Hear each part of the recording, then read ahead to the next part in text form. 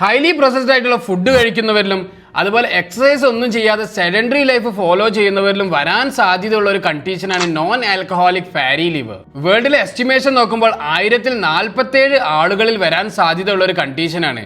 അതും പുരുഷന്മാരിലാണ് ഇത് സ്ത്രീകളെക്കാൾ കൂടുതൽ കണ്ടുവരാറുമുള്ളത്. നോൺ ആൽക്കഹോളിക് ഫാറ്റി ലിവർ ഡിസീസിൽ ലിവർ സെല്ലിന് ചുറ്റും ഫാറ്റ് ബിൽഡപ്പ് ഉണ്ടാകാറുണ്ട്.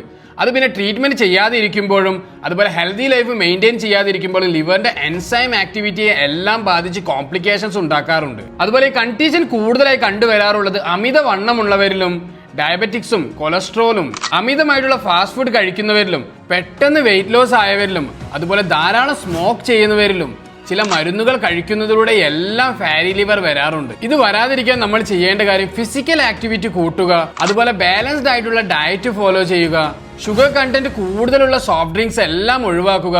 ഇങ്ങനെയുള്ള ബേസിക് കാര്യങ്ങൾ ഫോളോ ചെയ്യുന്നതിലൂടെ തന്നെ ഈ കണ്ടീഷൻ വരാതെ സംരക്ഷിക്കാൻ കഴിയും. ഈ വീഡിയോ ഉപകാരപ്രദമാണെങ്കിൽ മറ്റുള്ളവർക്ക് എല്ലാം ഷെയർ ചെയ്യാൻ ശ്രമിക്കുക. And thank you for watching.